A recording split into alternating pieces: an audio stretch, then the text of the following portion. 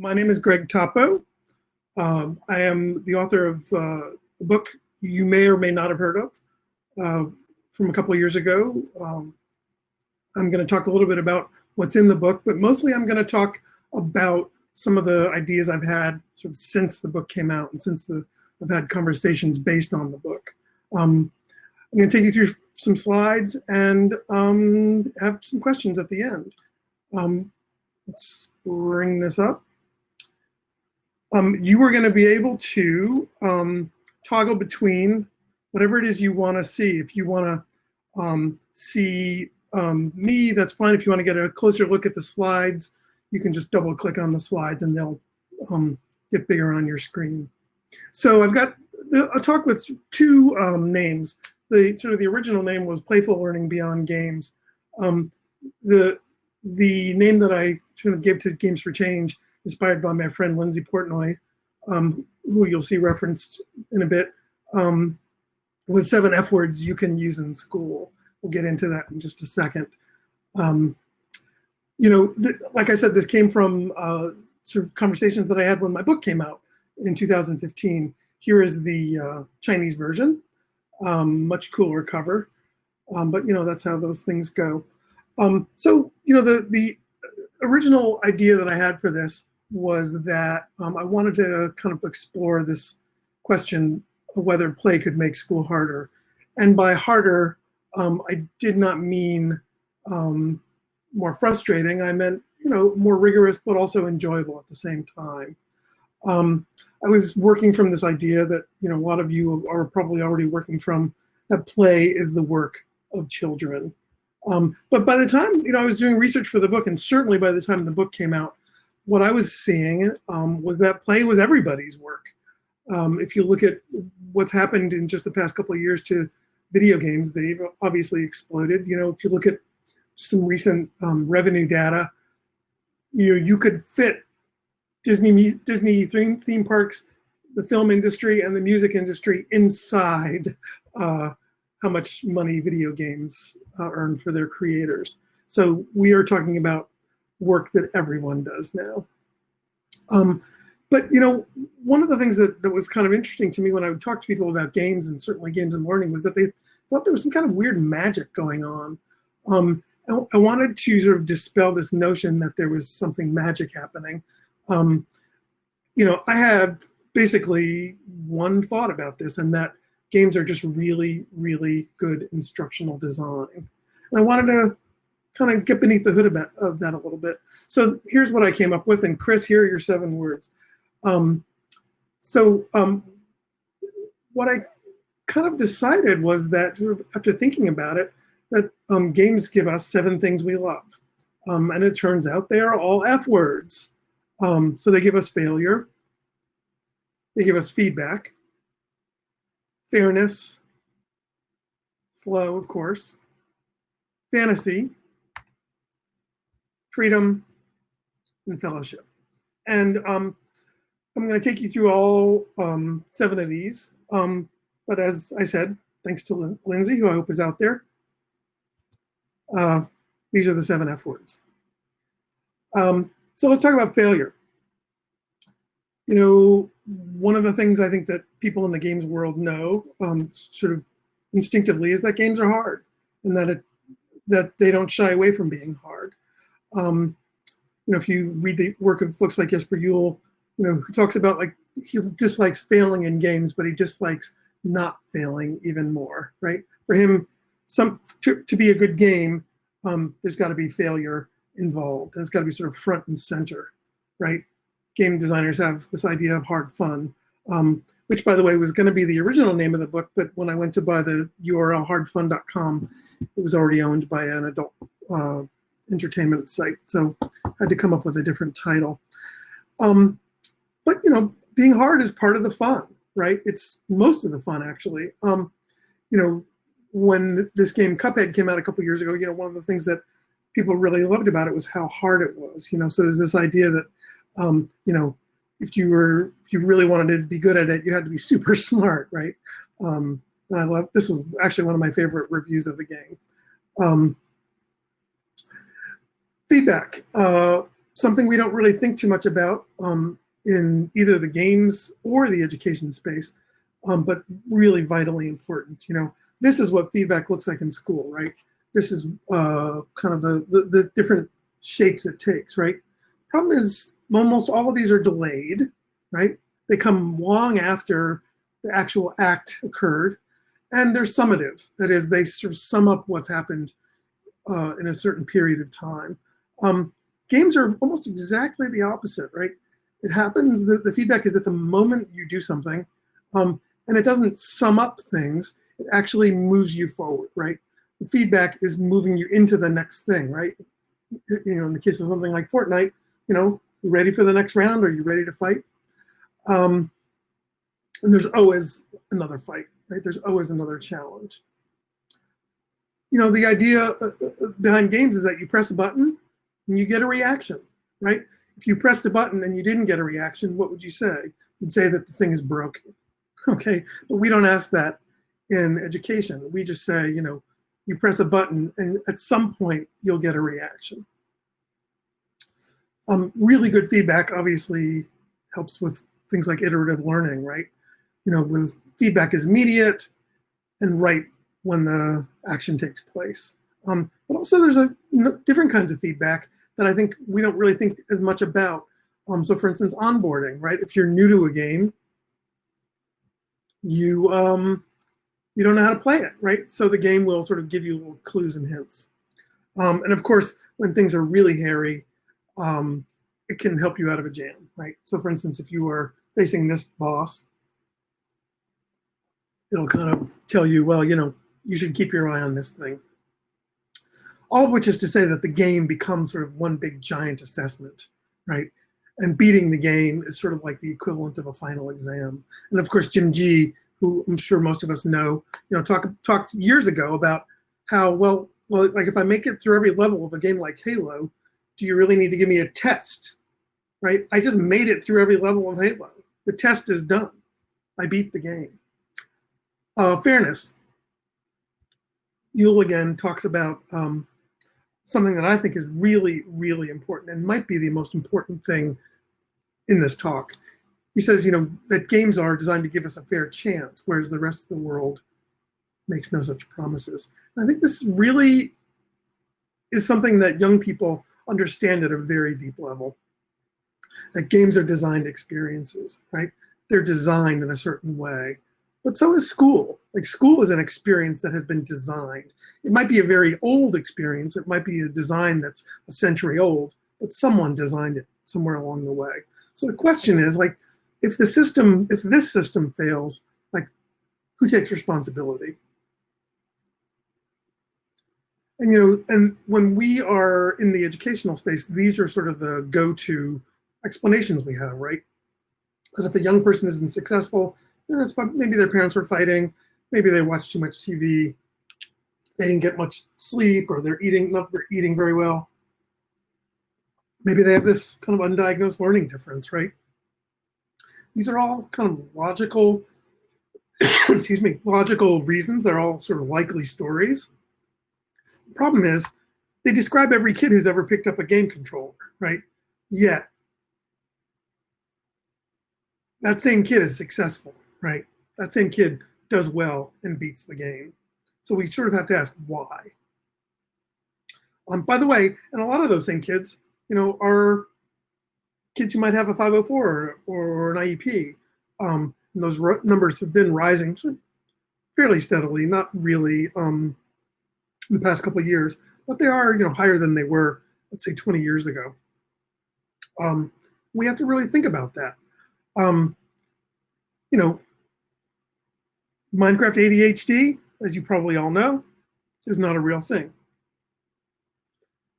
The folks who created Minecraft have enough faith in their players to know that everyone can play the same version. And by the way, Fortnite, there's no such thing as a Fortnite gap, right? Between middle class and, lower income players, or between white and black students, right? This slide, I made this up. There's no such thing as a Fortnite gap. Kids of color do just as well as everyone else. And by the way, remember, they do just as well, not because we've made it easier for them. The game is the same difficulty, right? It's just there. And the player realizes that there's no such thing as grade inflation in games.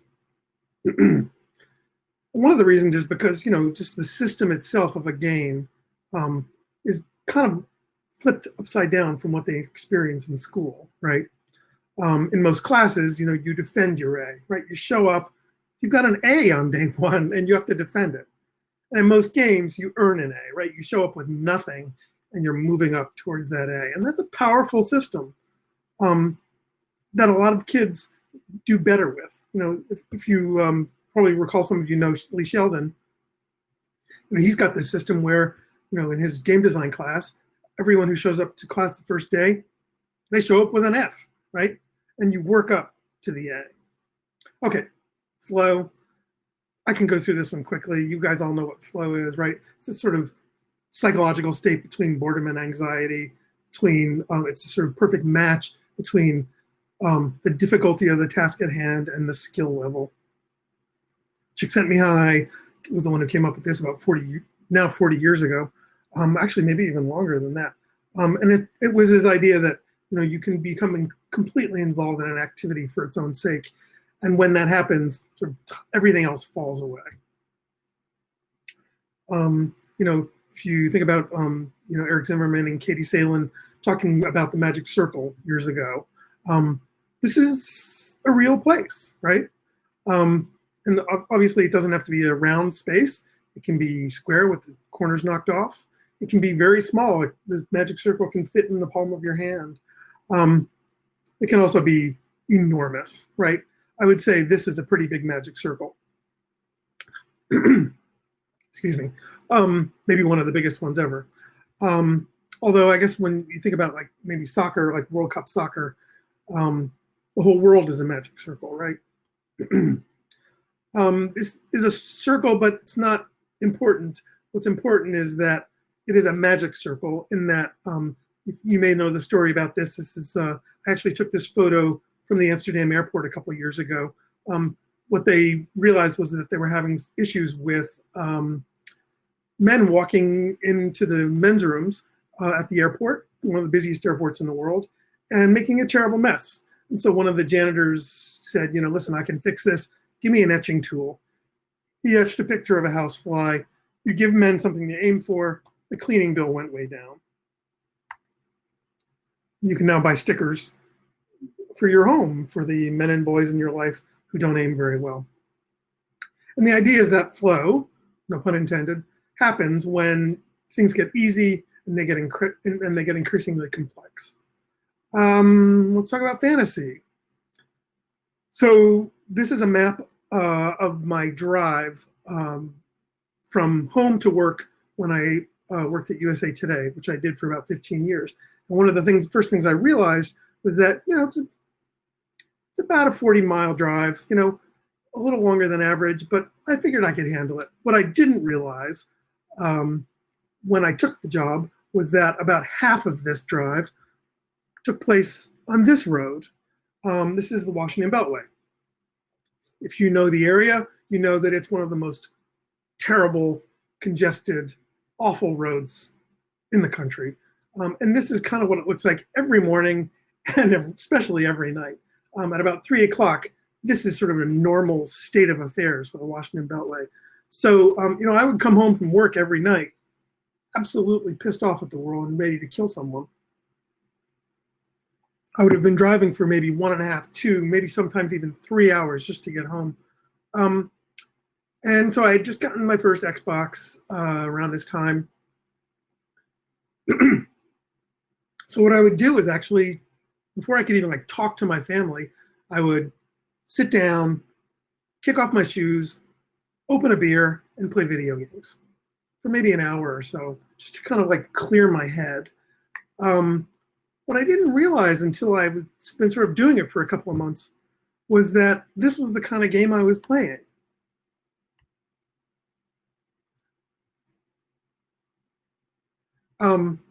So I would come home every night and drive a little more, right? Sometimes for an hour.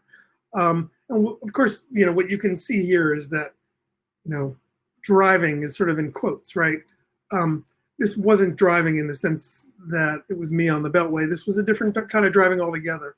This is sort of, I'm going 128 miles per hour for one thing. I'm driving this beautiful yellow Ferrari. I'm on the Amalfi Coast, not the Washington Beltway. I'm going all over the world driving, as a matter of fact. And of course, when something goes wrong, I just hit the little red button and go back to the beginning. It was a sort of aspirational version of reality. And although it looked like what I just come from, it was almost entirely different, right? And I thought, this is a really interesting thing. It's a really sort of a fascinating way into what games do in a very hidden way, right? By the way, in school, like we give this to kids all the time, right? But we generally give it to them when or after the school bell has rung, right? So we think about these 4 pictures, right? Debate club, school newspaper, sports teams, the drama club, right? These are all places where you can aspire to be a certain kind of person, right? You can aspire to be a certain kind of adult. These opportunities are almost always missing from the actual school day, right? We wait until the end of the school day to sort of give people this aspirational version of themselves. If you think about kind of what's really happening, David Perkins from Harvard had this great expression, he calls it playing the whole game, where you're sort of giving people kind of like a junior varsity version of real life, right? With sort of the stakes are lower, and you can try things out. Okay, freedom, obviously, lots and lots has been written about sort of the freedom of choice in games. It doesn't take playing games for very long to realize that you can really choose kind of your path. You can choose what you're doing. You can choose where you're going. You can even choose who you are and what you look like. Tracy Fullerton, who is actually at this conference, and I'm sure has thought deeply about this for years and years. She created a game where you can not only play as Henry David Thoreau, but you can actually be a different version of Henry David Thoreau if you want to, right? You can sort of start out doing the kinds of things he did, but you can play it differently. You can actually be a different Thoreau altogether. And there's great, great power in that, right? One of the things young people love about things like Minecraft, is the idea that you can like build whatever you want. You can replicate what you've seen in real life, or you can just sort of go crazy, right? You can build Hogwarts Castle. You can build all kinds of, ancient edifices in the sky, right? You can even build, sort of great landmarks. And just so you know, this last photo is real. It's actually the real place. But a lot of people might be fooled because that's the kind of thing you can do in Minecraft. And there's this idea that, like, in the school setting, we're always asking for students to sort of take control, right? We want them, this is like the highest aspiration we have for them, take control of your learning. And students are like, okay, no problem. Like this thing in my hand, this is called a controller. Like that's one of the reasons I love this stuff so much, because I'm in control. Another way to kind of think about this is, another kind of theory that's been, I think, talked about for years and years, going on 40, 50 years, is this idea of self-determination theory, right? Autonomy, competence, and relatedness or connectedness, right? This is, DC and Ryan from the 70s. When these things are all in place, people do incredible work. People do great stuff. And actually, the last one is sort of leads us into number 7, which is fellowship. One of the things I don't think we think nearly enough about in school, right? So when you think about sports, right, what do you think about? The social aspect, right? Games are social. We share the joy with friends, with our family, with our country, right? And when things don't go right, we commiserate, almost always together. I think people are starting to realize that in a bigger way now. with things like esports, right? They realize that sort of games can be social again, right? Players can be social with, not only each other, but with fans and with people who are watching what's going on. Doing something hard together is really, really powerful. And I don't think we spend enough time thinking about that. Except when things like this happen. When people who play Words with Friends tie the knot. So, one last thing about this is, our little hard fun kid. One of the things I love about this photo is that he's playing with his big brother. So, games give us 7 things we love. Here are the 7 things. Once again, the 7 F words. I want to just ask you a couple of quick questions before we go into Q&A about kind of your orientation, right? As someone who might spend some time in the classroom, might be in front of students, okay? Like, do our classes give kids access to these things, okay? So the question 1, can students try again until they succeed? Feedback, is it immediate and iterative? Fairness, do students sense that the system works for them? Flow, do students lose themselves in the work? Fantasy, can they embody an aspirational role? Freedom, can they forge their own path? Proficiency. Of course, finally, fellowship, can they collaborate, share the high stakes and their successes and failures? One of the really kind of the fun ideas that I've been kicking around for a while now is, like, if we have these 7 things in a classroom, there don't have to be any games in it at all. There doesn't have to be anything even approaching a game. If we have even maybe 3 or 4 of these things, you've got a really lively, wonderful place. So what I'm kind of challenging people to think about is, like games or don't, be interested in them or don't. Love video games or are scared of video games. How many of these 7 things kind of happen on a daily basis in your classroom? What's your orientation to these 7 things? If you've got a lot of them, I would guarantee that no matter who you are, where you're teaching, what students you're teaching, things are really popping. So I'll leave this on the screen for just a second. We're going to take questions. Again, we've got about, let's see, which time do we have? I guess we got about a little more than a half an hour, actually. So we'll start taking questions in a second. I think what I'm going to do is turn off the slides, or at least hide them, and then I want to go to the chat function. So if you've got questions, we can start with that and work from the chat. Okay? All right. Let's see. Hey, Jonathan. Sorry, your talk was so similar to mine. Maybe we can collaborate next year. Let's see, Jonathan, you do have a question. Maybe we can start with you and then move on to William. How's that? Can you type the question?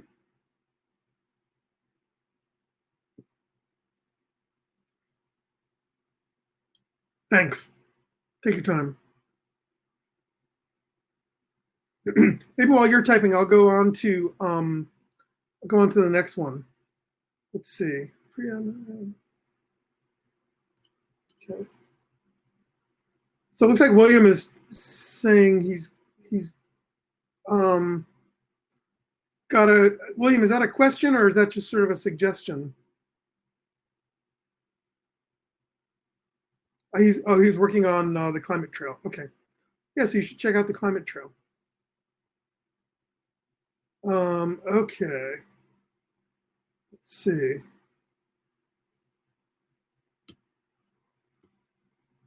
Why don't we go on to, while Jonathan is typing, I'll go on to Haneli. Sorry, I'm butchering your name. Failure, such an important concept in learning. School systems where I work completely against it, with everything counting for marks and grades. They become scared to even try.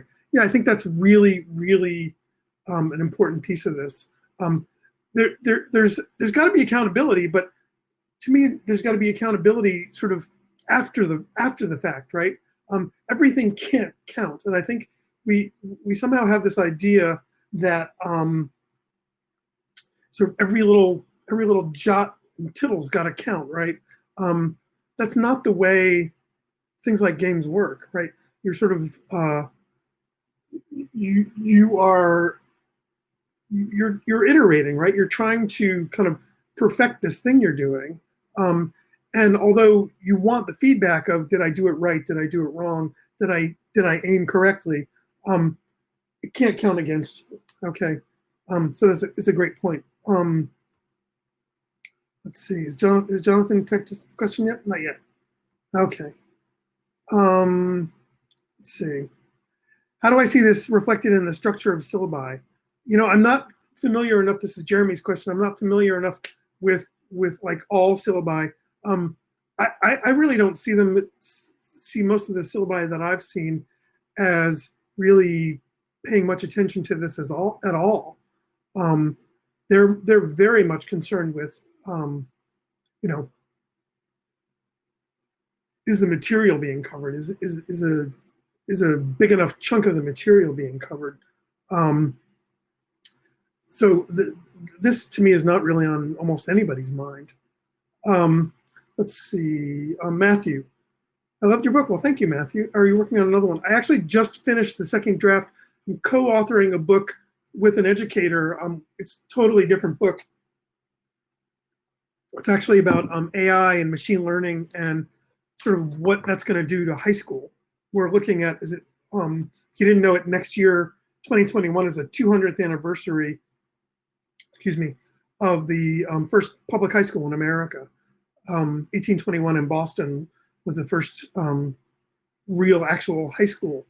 And we are kind of taking that opportunity as the 200th anniversary to kind of reflect on what high school has done for us and what it can do in the future as learning, as we sort of things change, the kinds of things our students need to know changes. So thanks for the question, and thanks for reading the first book. Let's see. I'm going to take just a 5-second voice break here.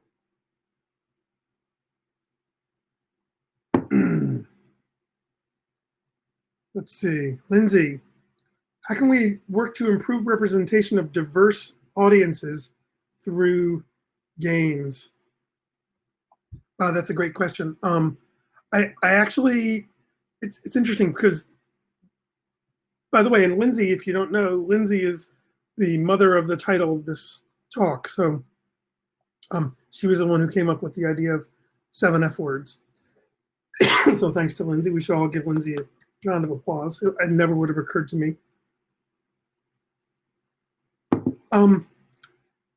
That's a good question. How can we work to improve the representation of diverse audiences through games? I mean, certainly one of the cool things about games is that they have diverse audiences, right? That's probably the most powerful thing about them. I'm not really sure. Maybe I'd kind of open it up to other people. Anybody else have kind of ideas about Lindsay's question? I want to go. We're going to come back to you, Lindsay. I want to. As I was talking, I realized that the chat just keeps growing. So let's see. I want to talk. Thanks, Dokia. Appreciate. Oh, you bought William's book. You bought William's game. This is great. Okay, good. So we're doing business on this site. Melanie, what would you suggest to overburdened teachers? Overburdened, I guess, by time, money, and administrative oversight on how to start implementing these ideas. To me, one of the cool things about this idea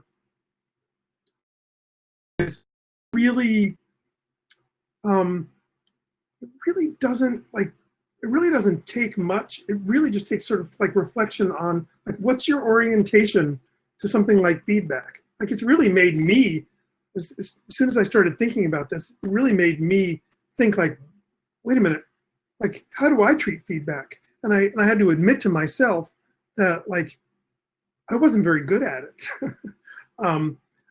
I was taking, you know, sometimes days to get students even the most kind of basic feedback, and I realized that I had to get better at it, and I had to like just tweaking that. Maybe tweaking is a kind of a weak word. It's like revolutionizing that. Just changing that in a big way made a huge difference. My students were like much more sort of engaged and sort of interested in what was going on. So I would say, I mean, if you're overburdened, don't tackle all 70s. I would just say start with one. Start with the sort of the lowest hanging fruit and think about how you can improve that. Let's see. Kat Schreier has a great book about this. Okay, Lindsay, what's Kat's book about? Is it about? We're gonna wait. We're gonna let Lindsay tell us what Kat's book is about. Let's see.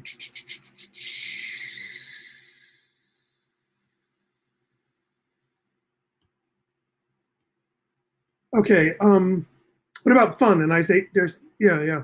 So you know, actually, it's interesting because one of the 7Fs in an original version of this was fun. Then I decided, you know what, fun is just like all of these things put together. You know, I mean, not to give you sort of like a terrible pained analogy, but it's like a rainbow. You know, like all the colors put together. I think if you put all 7 of these together, you sort of have fun. In and of itself, fun is like a very hard thing to kind of get your arms around. It's sort of like the air. But I think if you think about all 7 of these, put them all together, then you have that 8th F, fun. Okay, Jonathan, we finally get into your questions. There are several models of understanding fun in video games. I like this model, thank you, and I want to incorporate it into my EDU video game reviews and breakdowns. Here's an interesting contrasting model to your 7Fs. 20th century sociologist Huizinga and Kawa, fundamental characteristics of play and its importance to society includes 4 elements: role play, competition with others, chance, good, yeah, and vertigo. Okay, well, actually, I was thinking about that phrase. What was it? Oh God, I was thinking about just the other day. It's sort of it's a different word for vertigo. And I'll think of it, of course, when I turn off the camera. Competition is missing from your 7Fs. You know, I think competition, for me, competition, like I can take it or leave it. I think it's a total negotiable. But it's, you know, if people feel comfortable with competition and think that like brings power to these 7 things, go for it. Make competition part of it. My personal feeling is that it doesn't have to be. Anyway, I'm getting behind on my questions. Let's see. Okay. Lindsay, thank you for posting this URL. Okay. Emily, I appreciate that fun is not on your list for multiple reasons. I hope that learning is fun, not to be confused with easy, and too many for too long have sucked the joy from learning. And then the pursuit of fun often becomes a detractor. Thank you. Okay. Interesting point. Bartle's game personas. You know what? I would be lying if I remembered what the heck they were. So maybe somebody can remind me of what Bartle's game personas are. I mean, I remember reading about them 10 years ago, but haven't thought about them recently. Let's see. Lindsay's children are professional users of F words. Thank you for the compliment. Let's see. So David's got an interesting response about competition. We need to redefine competition on all games require win-lose situations. Good point. Good point. Okay, everybody's agreeing and chatting. This is great. Chris, fun is highly personal. It's hard to design for fun. I would agree. Let's see. To open to diverse voices, you have to be open to listening first and putting your inherent biases aside. No buts. Nice. Very nice. Let's see. Thank you. I love that you guys are talking to one another. This is great.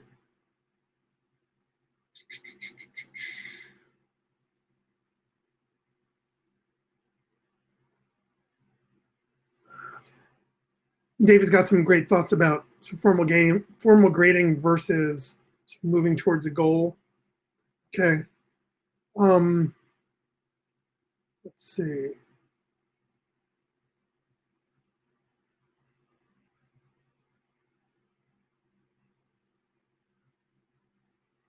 Sorry for the silence here. Okay. Lindsay's got some ideas on Kat's book. Thank you, Allison. Okay. I guess you could have effing competition, right?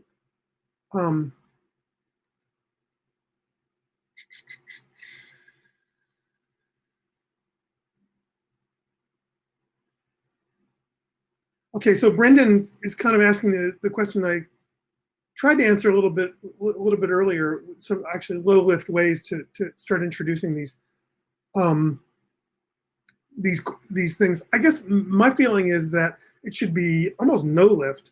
Just at first, my feeling is that you really just need to sort of spend some time reflecting, just thinking about what your orientation is. I would start there and start having conversations, maybe even conversations with your students about, like, if you took these 7 things, like which one should come first, which one would make the biggest difference to them. Maybe they, maybe your classroom is already like a very, just inherently fair place where they feel heard, they feel they've got a lot of agency. But you're not very good at having them work together or having them reflect on what they're doing. So I would say maybe start with them. Let's see. Excuse me. Jeremy's question, what is your opinion on using game motivator profiles like Quantric Foundry's research to facilitate freedom or fellowship aspects? I'm not familiar with game motivator profiles. If anybody else is, I'm happy to kind of have a conversation about that. Let's see. In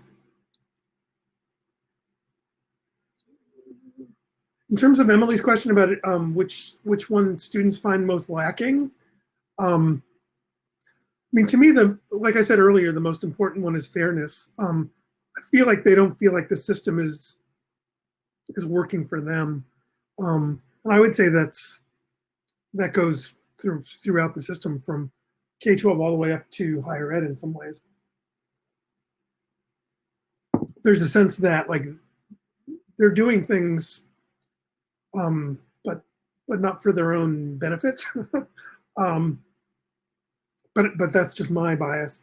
I'm sure others have other ways to think about that. And Melanie asked about universities starting to teach these concepts to new teachers in training. I have not seen this. I mean, and I think there are ways to think about this. Like, for instance, if you think kind of way back, I don't have the book in front of me, but you think like way back about like what Jim G was writing about in 2003, 2004.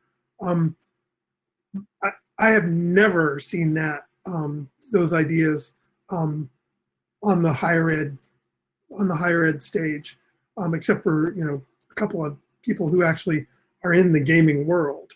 But I've not seen people thinking in these terms in higher ed. Although, I mean, to be fair to that system, something like freedom and fellowship, or the last 3 or 4 of these, flow, fantasy, freedom, fellowship. I mean, I think those come with the territory a little bit more than in K-12 education, right? Flow, I mean, you can set your college students on a project that will really kind of get them lost in the work. Certainly fantasy, I mean, that's why you're in college, right? Because you sort of see this, you see yourself as this adult at some point soon, doing these things you're doing now. I teach journalism, and that's basically the entire enterprise is number 5, right? We are just playing the whole game all week, and it doesn't really count. A lot of what they're doing is just practice, but it is aspirational. It's a fantasy version of what's going to happen when they get a job at a newspaper or a magazine or a TV station. Certainly freedom, they've got a lot more freedom to do, to get their work done and when they want to and the way they want to. And fellowship, I think, goes with the territory in higher ed. Students are constantly sharing what they do with one another. Let's see, I'm getting a little behind.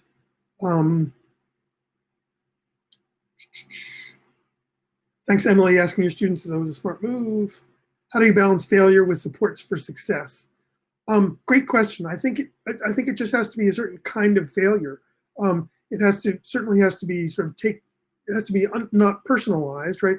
The task you're doing has to, it can't be a judge of your own character, right? It's, you tried it, you didn't do well, try again. And the cost of failing has to be not so much low, it has to be almost non-existent, right? If you think about what a really good, well, what some really bad games do, but you think about what games do is they, like job one is lower the cost of failure. When you don't succeed at a level, it kind of just erases the, kind of just has like your memory is wiped. I mean, the game's memory is wiped, and it brings you back as if nothing ever happened, right? So that's my sort of idea. Let's see, athletics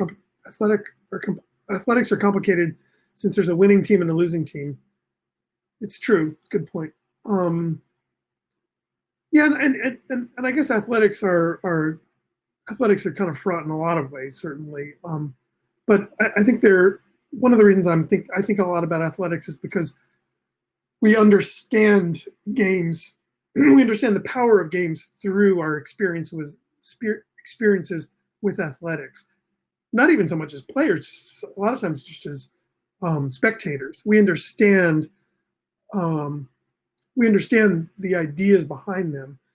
We are very quick to elevate the things they do well and minimize the things they don't do well. There's that great line in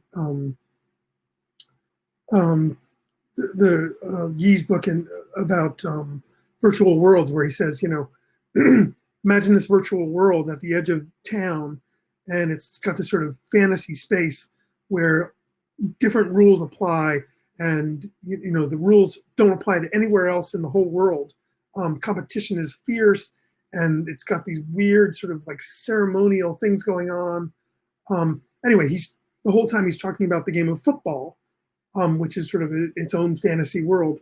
And what he says is that, like, we get that that's just a game, and when things go wrong, we don't say, like, oh my God, my kid is addicted to football. The kid who got hurt was addicted to football, right? We just say, he plays this game, he loves this game.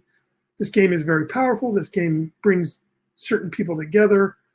People love it. People want to follow it. And sometimes shit goes wrong. And that's, just the way it is. But there's not as much of a sort of like a pathology of it. Let's see.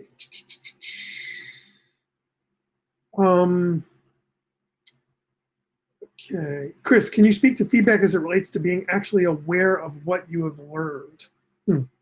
My son can successfully read a book but not comprehend it well. I think there's a corollary to playing a game where he can succeed but also miss key learning along the way.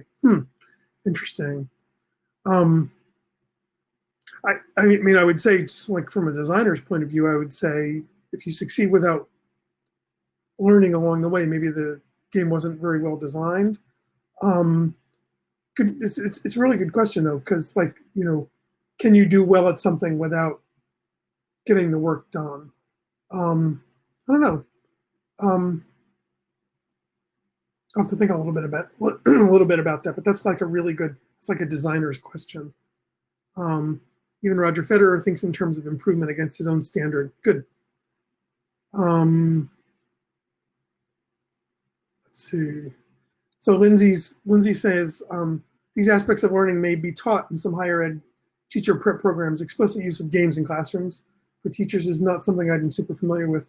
Matt Farber, of course, who's probably prowling the Games for Change halls today, does an amazing work within the School of Education. And Kat Schreier is working with game designers, not teachers, but focuses on how one might use these concepts as instructional tools. Thanks, Lindsay. So you should definitely check both of those people's work. Matt and Kat, they should get together. Let's see, for anyone who would like them written down, here's the 7 questions. Thank you, Liam. I also have a, I can, if you just do a Google search on YouTube for Toppo and 7Fs, you'll find I did a kind of a little short YouTube, kind of like a preview video. Let's see, Cheryl. Hi, Cheryl.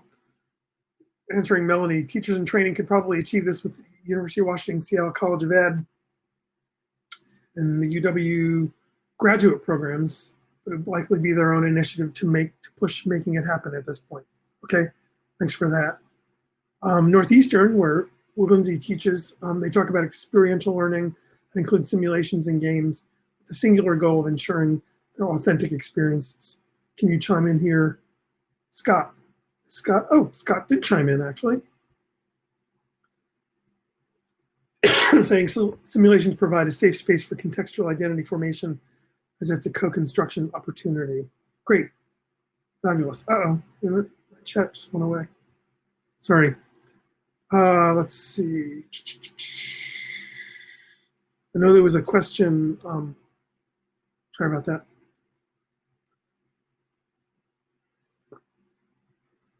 Do you have examples? This is from Cheryl again. Do you have examples of best practices of groups, schools where the 7Fs AI games based on your experience have been used effectively? You know, it's interesting because I've never actually undertaken to see where this is being used. All I know is that the amazing, successful classrooms that I've been in, teachers just understand this stuff at a very sort of deep level. And they may not be teachers who are gamers or who are interested in this stuff at all. And they're not, I mean, they're not thinking like, how can my classroom be more like a game? They just sort of intuitively understand that these are values. By the way, I just threw up 7 of them. There are many, many more, obviously. But these are the 7 that kind of came to me as I was thinking about sort of vital, exciting classrooms. There may be 20 more that I'm not that I'm not really addressing very well. So the answer to your question is a disappointing one, which is I have not done much of a survey of like a checklist of where these things are happening. But you just kind of, as the teachers in this group, I think will know that the group get this stuff. Let's see.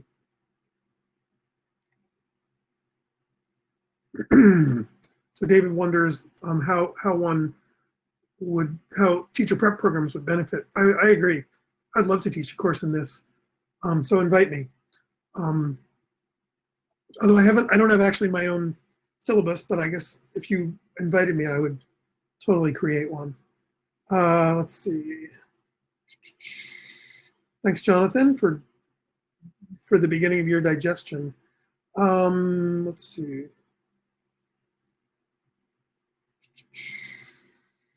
Brendan has some great comments. Okay. Do I have an F honorable mention? Like maybe like one that didn't quite make it? I don't, not yet. But it's a good question. Maybe I should think about it like one more, like a bonus F. Let's see. Jonathan, I'll see if I can find the YouTube. If somebody's actually found it. Oh, wait a minute. Lindsay found it. This is great. Lindsay is my support staff. Let's see.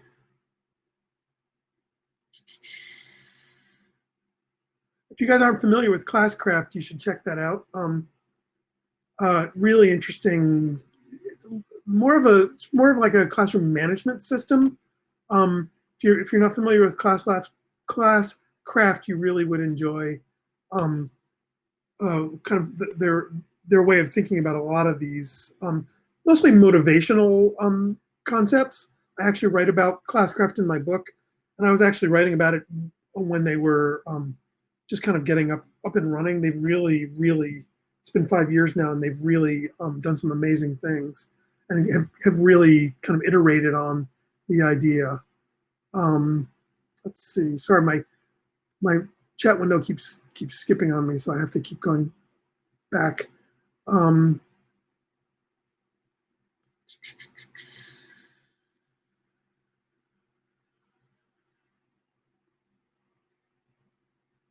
Yeah, Chris, it's a really interesting question you're asking, and a deep one about sort of competence. So I'll give it some thought. We should get together and talk about it. And Scott actually sort of talks a little bit about something that I didn't really um, touch on at all, which is this idea of um, uh, gaming can actually build a relationship between people. You know, one of the things that I actually talk about in my book is the idea that for a lot of people in a lot of young people in this generation, gaming was the thing that helped them create deeper relationships with the adults in their lives, mostly their parents. But it's not really something I explore much in terms of teachers and students. But it's a great idea. So Allison, not sure if that would be, feelings. That's my 8F, feelings. Thank you. Not sure if that would be something a student would claim to love, but a way to raise awareness of how playing makes you feel and all the SEL stuff that goes with playing, persistence, grit. Good point. Okay. I will think about that. Feelings as my 8F. Unfortunately, I'm a child of the 70s, and I would start singing that terrible song as an earworm. But okay. It's a great suggestion, though. Amy Jo Kim says David does the best job of differentiating game-based thinking from gamification. Gamification, yeah. And you know, gamification. I'm not the biggest fan of gamification unless it's really just done kind of amazingly. In the book, I talk about one of my favorite gamification ideas, which was Volkswagen, and I think it was Stockholm a couple of years ago, had this great experiment where they put up a sign on a very busy highway saying, you're all entered in, every driver on this highway is entered in a lottery, and your license plate, we're taking a picture of your license plate, and if you're speeding, you'll be fined, and if you're not speeding, you'll be entered in the lottery to win some of the proceeds of the speeders. I just love that. I think that's I don't know if they ever actually pursued that much, but to me that's a great one